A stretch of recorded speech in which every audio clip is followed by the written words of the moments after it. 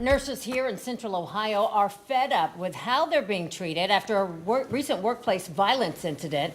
Thanks for joining us tonight at 11. I'm Yolanda Harris. And I'm Jeff Hogan. Nearly 2 weeks ago, a man was arrested after an Ohio State University Wexner Medical Center spokesperson said he pulled a nurse by her shirt collar while he was holding a newborn baby.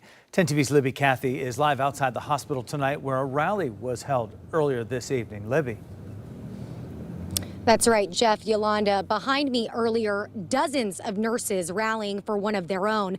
That nurse who was attacked earlier this month here at OSU Wexner Medical Center. Well, she was here tonight, and she told me the show of support moved her to tears.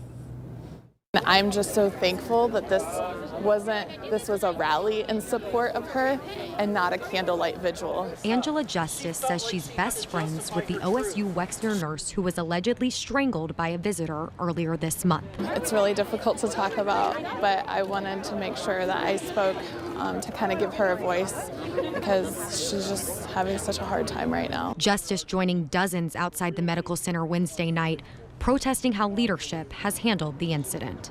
And I'm just worried, is it going to take a death of someone, whether it's a patient or a healthcare worker or security or staff, that's going to be enough? The incident at issue occurred on November 6th.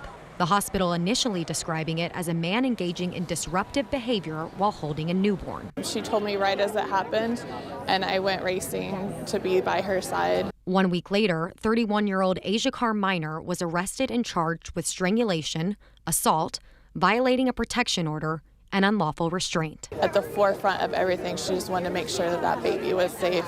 The president of the Ohio State University Nurses Organization hammering the response from hospital leadership. There were many missteps in this particular incident, and we have been asking for, we're going on a year now of to try to be proactive and not reactive to these things. Being strangled and dragged is just something that we just can't fathom. I mean, what other industry are you seeing this in?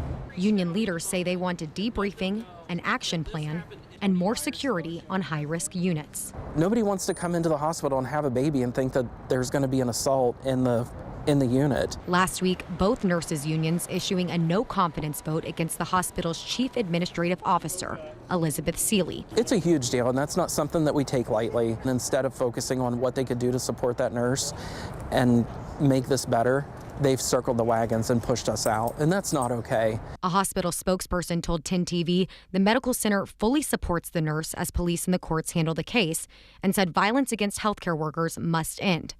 The hospital says it regularly updates security and relies on nurses and staff to help prevent and respond to incidents. But nurses at the rally say it's not enough. Take this seriously and see this as a giant red flag that we need to do more for the health of Ohioans. We need to do more for the health of our healthcare workers. When we fight, we win!